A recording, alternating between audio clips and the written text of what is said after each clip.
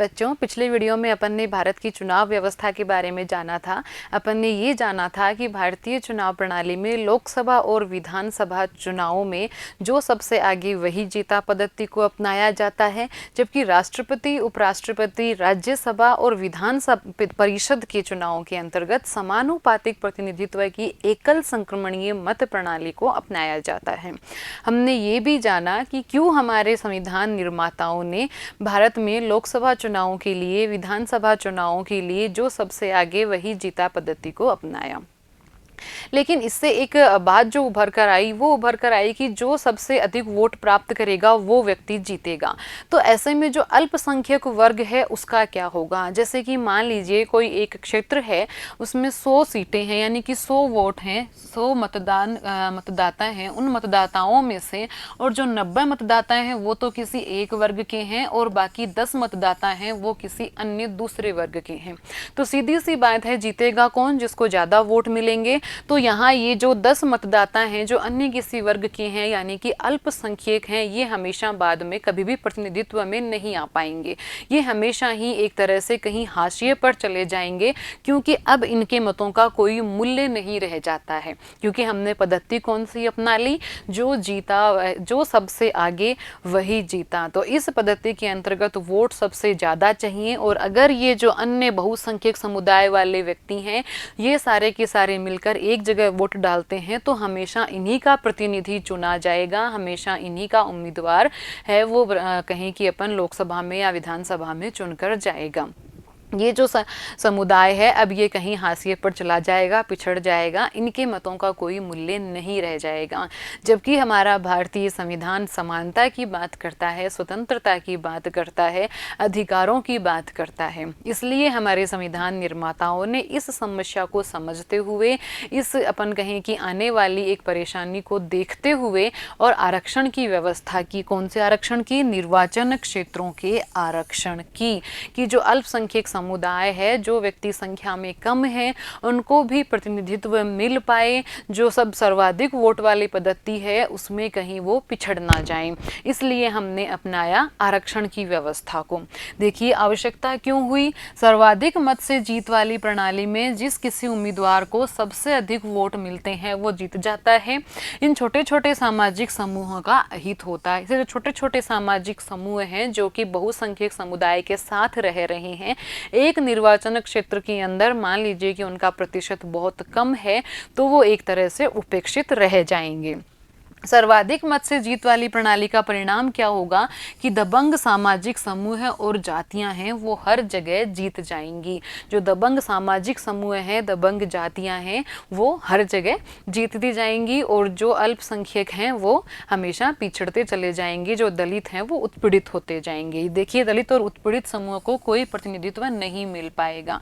इसके लिए ब्रिटिश सरकार ने भी जब मांग उठाई थी मुस्लिम लीग ने, तो ब्रिटिश सरकार ने भी एक तरीका निकाला था।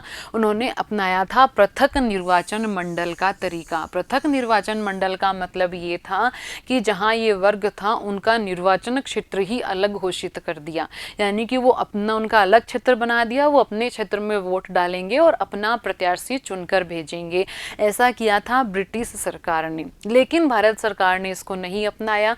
क्यों नहीं अपनाया भारत सरकार ने? भारत सरकार ने ये इसलिए नहीं अपनाया क्योंकि उससे हमारी एकता पर खतरे का एक तरह से उन्हें नजर आया कि जब हम उनको अलग ही कर देंगे पूरी तरह, उनका निर्वाचन क्षेत्र अलग हो जाएगा, उनसे निर्वाचन व्यक्ति अलग आएगा, तो वो कहीं ना कहीं एक तरह से अपने आप को अलग महसूस करेंगे, और जो बाकी समुदाय है वो अपने आप को अलग महसूस करेगा। तो इन दोनों समुदायों की आपसी एकता को खतरा महसूस करते हुए हमने पृथक निर्वाचन प्रणाली ना अपनाकर हमने अपनाया निर्वाचन क्षेत्रों के आरक्षण की व्यवस्था।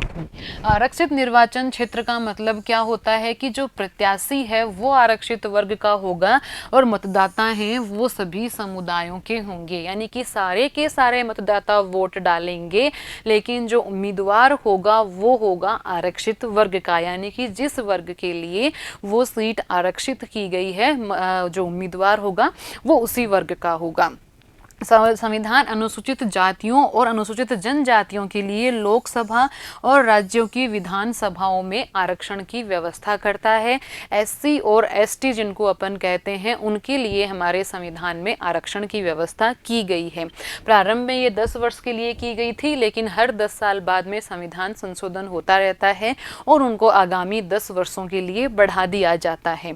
दोनों समूह की आरक्षित सीटों का वही अनुपात होता है जो भारत की जनसंख्या में उनका अनुपात है, यानी कि अनुसूचित जाति और अनुसूचित जनजाति, इनका भारतीय जनसंख्या के अंदर जो अनुपात है उसी अनुपात में इनकी सीटों का आरक्षण कर दिया जाता है। लोकसभा की 543 सीटें हैं, उनमें से 84 सीटें हैं वो अनुसूचित जाति के लिए आरक्षित हैं, जबकि 47 सीटें हैं वो अनुसूचित जनजाति के लिए आरक्षित हैं, यानी कि ये एसटी के लिए हैं 47 सीटें और 84 हैं एससी के लिए। अब देखिए कौन करता है इनकी सीटों का निर्धारण, कौन करता है इस बात का निर्धारण कि कौन सा क्षेत्र है जहाँ से केवल एससी का उम्मीदवार ही चुनकर आएगा, कौन सा निर्वाचन क्षेत्र है जहाँ से केवल एसटी का उम्मीदवार ही चुनकर आएगा। ये काम करता है परिसीमन आयोग। परिसीमन आयोग क्या है? परिसीमन आयोग है वो एक स्वतंत्र संस्था है और इसका गठन राष्ट्रपति द्वारा किया जाता है। ये चुनाव आयोग के साथ मिलकर काम करता है। अब ये चुनाव आयोग क्या है? चुनाव आयोग अपन अपने अगले चैप्टर में विस्तृत रूप से पढ़ेंगे, अगले वीडियो में पढ़ेंगे, इसी चैप्टर का हिस्सा है चुनाव आयोग, तो इसको अपन विस्तार से पढ़ेंगे। चुनाव आयोग वो संस्था है जो कि चुनाव करवाती है, लोकसभा के चुनाव करवाती है, विधानसभा के चुनाव करवाती है, राष्ट्रपति के चुनाव करवाती है, उपराष्ट्रपति के चुनाव करवाती है। तो ये सारे चुनावों का जिम्मा जिस आयोग के सर पे है वो चुनाव आयोग है, और परिसीमन आयोग है वो चुनाव आयोग के साथ मिलकर काम करता है। ये परिसीमन आयोग ही निर्धारित करता है कि कौन से क्षेत्र आरक्षित होंगे और कौन से क्षेत्र किस वर्ग के लिए आरक्षित होंगे। कैसे किया जाता है आरक्षण का निर्धारण? ये किया जाता है कि प्रत्येक राज्य में आरक्षण के लिए निर्वाचन क्षेत्रों का एक कोटा होता है जो कि राज्य में एससी और एसटी की जनसंख्या के अनुपात में होता है। प्रत्येक राज्य में ये देख लिया जाता है कि इस राज्य में अनुसूचित जातियों की जो जनसंख्या का प्रतिशत है वो कुल जनसंख्या की तुलना में कितना है, अनुसूचित जनजातियों का प्रतिशत कितना है, और उसी जनसंख्या के अनुपात में बाद में उस राज्य से सीटों का कोटा आरक्षित कर दिया जाता है उन वर्गों के लिए। परिसीमन आयोग प्रत्येक क्षेत्र में जनसंख्या की संरचना को देखता है, वो प्रत्येक क्षेत्र में देखता है जनसंख्या की संरचना को, और वो देखता है कि कौन से क्षेत्रों में जो अनुसूचित जनजाति है उसका प्रतिशत सर्वाधिक है। ऐसा कोई क्षेत्र जहाँ पर इसका ये मान लीजिए एसटी है, इसका प्रतिशत ज़्यादा है, तो उस क्षेत्र को आरक्षित घोषित कर दिया जाता है। किसके लिए? एसटी वर्ग के लिए, यानी कि यहाँ से कोई भी कैंडिडेट चुनकर आएगा तो वो एसटी का होगा, अनुसूचित जनजाति का होगा। एससी के लिए दो बातों का ध्यान रखा जाता है। सबसे पहले तो उनकी जनसंख्या का अनुपात देखते हैं और बाद में जो उसका कोटे का निर्धारण करते हैं उसको वो पूरे देश में फैला देते हैं, क्योंकि जो अनुसूचित जाति है वो पूरे देश में फैली हुई है।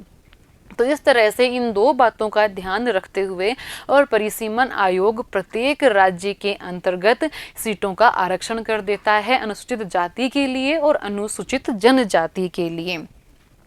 अब देखिए एससी एसटी के अलावा अन्य भी उपेक्षित वर्ग हैं, अन्य भी कमजोर वर्ग हैं, धर्म के आधार पर भी हैं, अन्य आधारों पर भी हैं, आय के आधार पर भी हैं, क्षेत्र के आधार पर भी हैं, वो भी लगातार आरक्षण की मांग कर रहे हैं।